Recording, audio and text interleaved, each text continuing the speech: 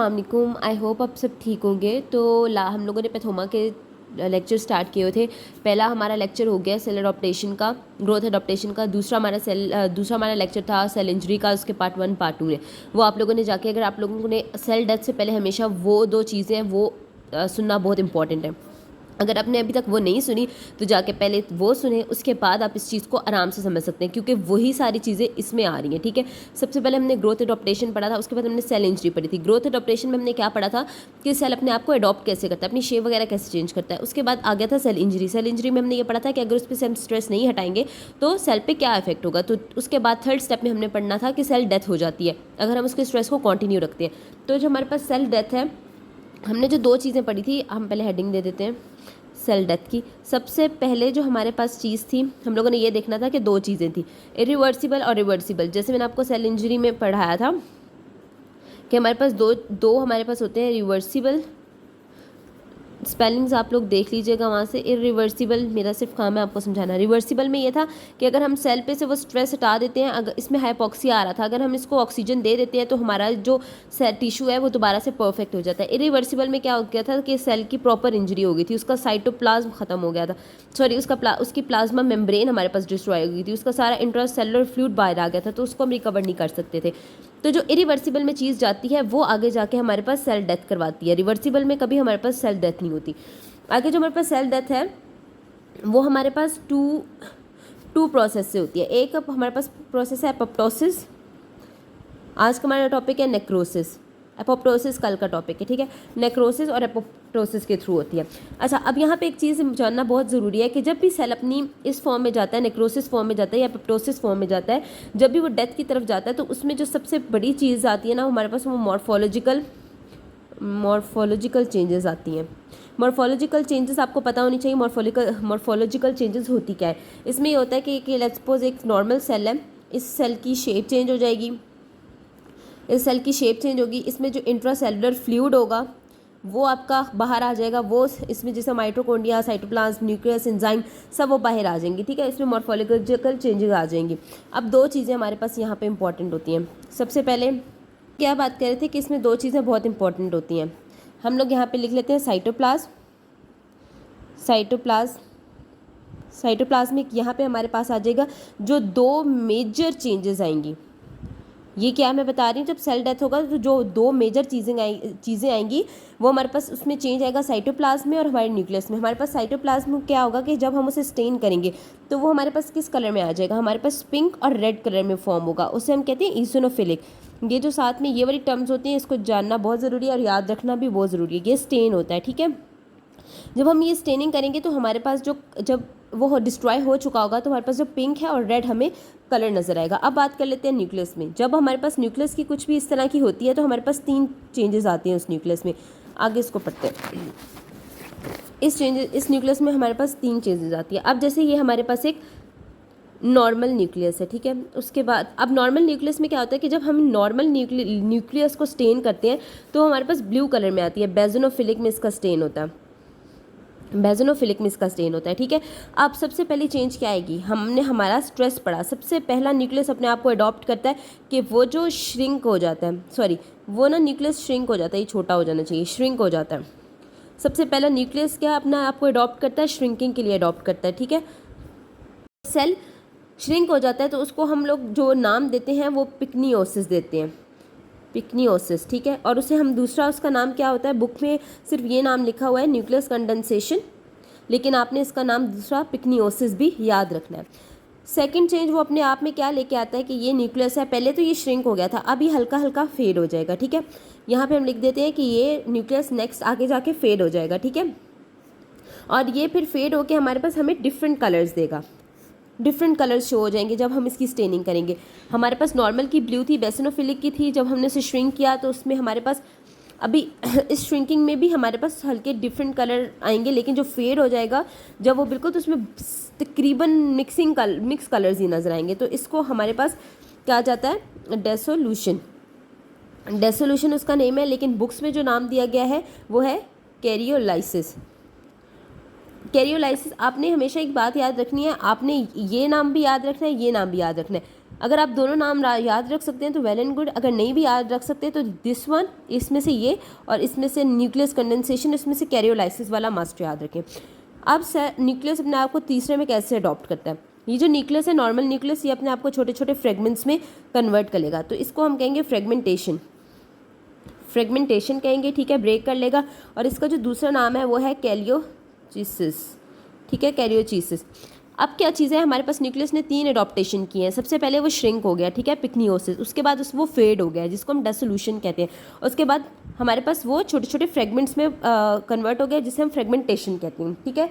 2 morphological changes सबसे ज़्यादा important है साइटोप्लाज्म। जब हम साइटोप्लाज्म को स्टेन करेंगे ईसोनोफिलिक से तो हमारे पास पिंक और रेड कलर शो होगा, ठीक है। यहाँ तक हम लोगों ने पढ़ लिया कि हमारे पास मेजर मॉर्फोलॉजिकल चेंजेस क्या होती हैं। सेल डेथ में मैंने आपको पीछे बताया कि 2 चीज़ें बहुत इंपॉर्टेंट होती हैं, नेक्रोसिस और एपोप्टोसिस, जिनके थ्रू सेल डेथ होती है। तो पहले मैं आपको इसका डिफरेंस बता देती हूँ नेक्रोसिस और एपोप्टोसिस का। आज का हमारा वैसे टॉपिक नेक्रोसिस का है, लेकिन पहले आप ये थोड़ा सा पढ़ लें, उसके बाद आज नेक्रोसिस होगी और कल एपोप्टोसिस होगी। तो ये हमारे पास एक न्यूक्लियस नेक्रोसिस में है, दूसरा सेल हमारे पास एपोप्टोसिस में है।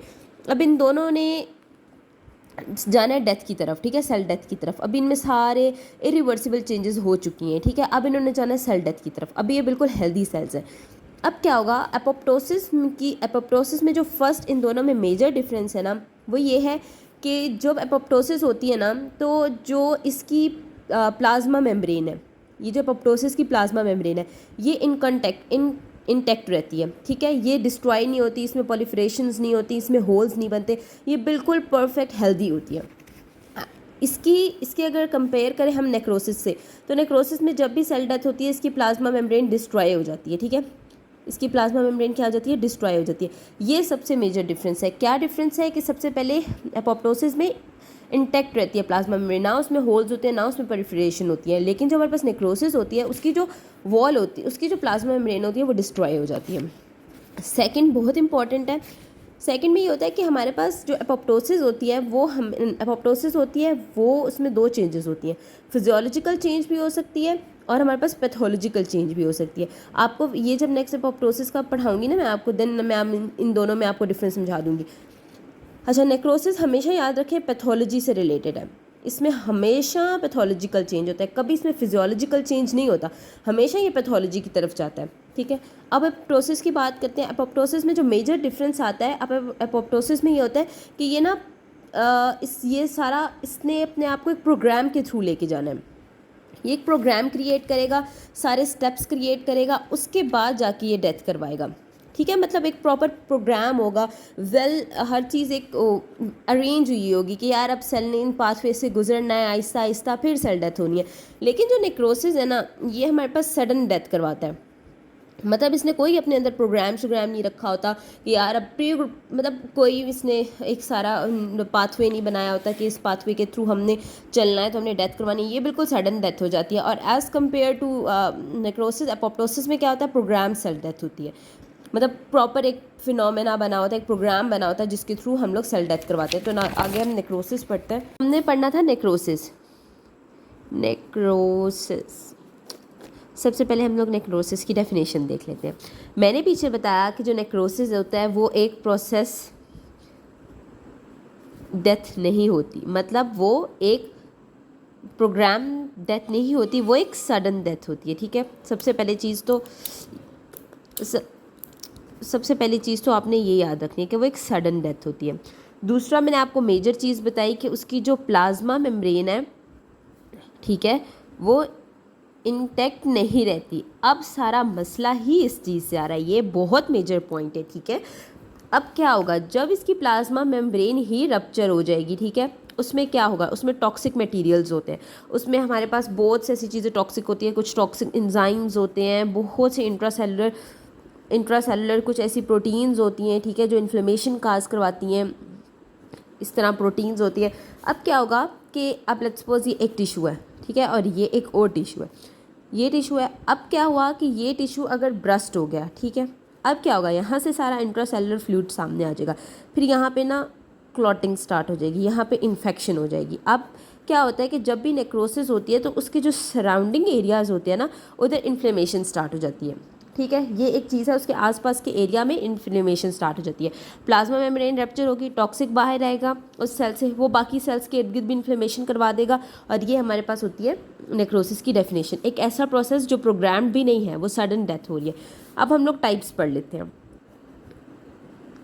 नेक्रोसिस की हमारे पास बहुत सी टाइप्स है, लेकिन जो दो बहुत ही कहते हैं ना एग्ज़ाम्स फेवरेट टाइप्स है, वो है कोगुलेटेड और दूसरी है लिकोफाइट। अच्छा, अब इसमें हमारे पास कोगुलेटेड में क्या होगा, कोगुलेटेड नेक्स्ट पेज पे करते हैं। इसमें थे टाइप्स ऑफ नेक्रोसिस। तो मैंने कहा था जो दो फेवरेट टाइप्स है ना नेक्रोसिस की, वो है कोगुलेटेड नेक्रोसिस और दूसरी हमारे पास है लिकोफैक्टिक नेक्रोसिस। अच्छा, अब हम लोग कर लेते हैं दो ये cell draw. I don't know इस कैमरे का क्यों इशू आ रहा है। ये इस तरह हम लोगों ने दो सेल्स ड्रॉ कर लिए। अब क्या होगा कि इन सेल ने डेथ की तरफ जाना है, ठीक है, ये दोनों डेथ की तरफ जा चुके हैं। अब इनमें चेंजेस क्या आएगी। कोगुलेटेड नेक्रोसिस, पहली बात तो आपने ये याद रखना है कि पहले हम ये चीज़ याद कर लेते हैं कि ये होती किस किस में।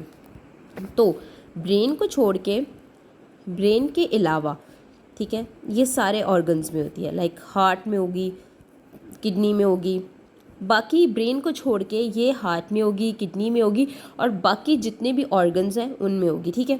और जो लिक्विफेक्टिव है ना, ये हमारे पास ब्रेन में होगी, ठीक है।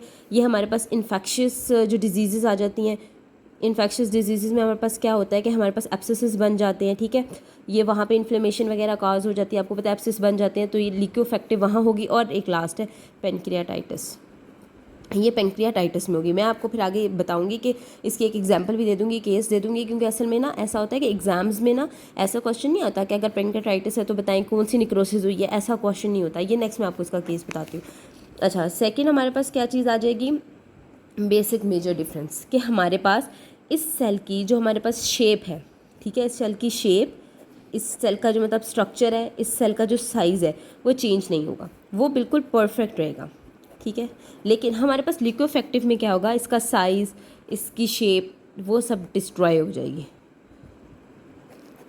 लेकिन कोगुलेटिव नेक्रोसिस में शेप और साइज़ बिल्कुल परफेक्ट रहेगा, लिक्विफेक्टिव नेक्रोसिस में साइज़, शेप डिस्ट्रॉय हो जाएगी। लिक्विफेक्टिव में ब्रेन आएगा, कोगुलेटिव नेक्रोसिस में हमारे पास ब्रेन के अलावा सारे ऑर्गन्स आएंगे। नंबर 3 पे चीज़ आ जाती है हमारे पास, जो हमारे ये जो साइटोप्लाज्म में प्रोटीन्स होती हैं, साइटोप्लाज्म में जो सेल के अंदर प्रोटीन्स होती हैं, साइटोप्लाज्मिक प्रोटीन्स जिन्हें कहते हैं, वो हमारे पास डिस्ट्रॉय होंगी, वो हमारे पास उनका सारा फंक्शन डिस्टर्ब हो जाएगा।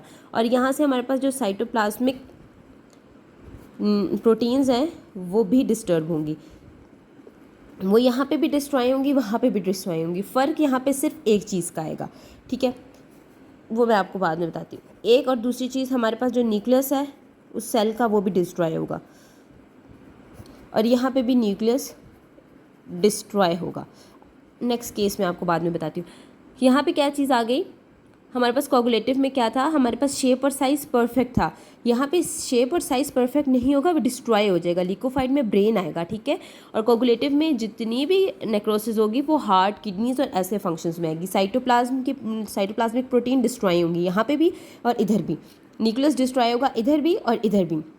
अच्छा, अब मैंने आपको जैसे बताया कि एग्ज़ाम में क्वेश्चन ऐसा नहीं आता कि अच्छा बताएं भाई लिक्विफेक्टिव है तो कौन सी होगी। इसमें पता है कैसे क्वेश्चन आता है, लेट्स सपोज क्वेश्चन आ जाएगा कि एक 35 ईयर ओल्ड मैन है, ठीक है, और वो क्रोनिक अल्कोहलिक है, ये आप केस लिख लीजिएगा, ठीक है, वैसे इतना कोई है नहीं, लेकिन क्रोनिक अल्कोहलिक है, ठीक है। उसके बाद वो क्या करता है कि उसको कंप्लेन के साथ आता है कि उसको राइट और लेफ़्ट जो अपर क्वाड्रेंट है वहाँ पे बहुत ज़्यादा पेन होता है, ठीक है।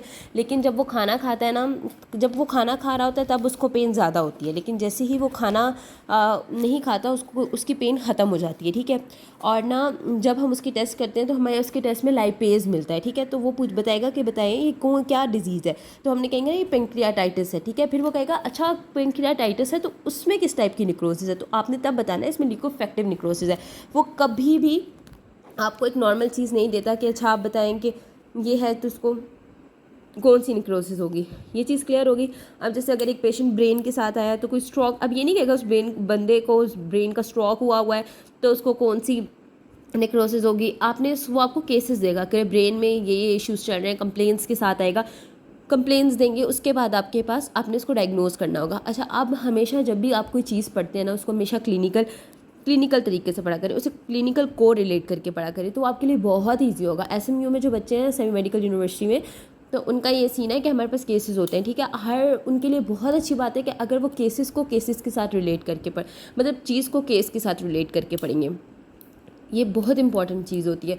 अच्छा, अब जो नेक्स्ट चीज़ आपके पास आ जाती है वो हमारे पास ये है कि इसकी सबसे पहले आपने ये चीज़ याद रखनी है कि ये फेवरेट क्वेश्चन है। उसके बाद और भी इसकी वो है एग्जांपल्स, इसकी टाइप्स हैं, वो इंशाल्लाह हम लोग नेक्स्ट वीडियो में पढ़ते हैं। ये वीडियो मैं यहीं पे एंड करती हूँ क्योंकि बहुत बड़ी हो जाती है। इसकी जो बाकी टाइप्स हैं वो पार्ट 2 में मैं क्लियर करवाती हूँ। Okay, good bye.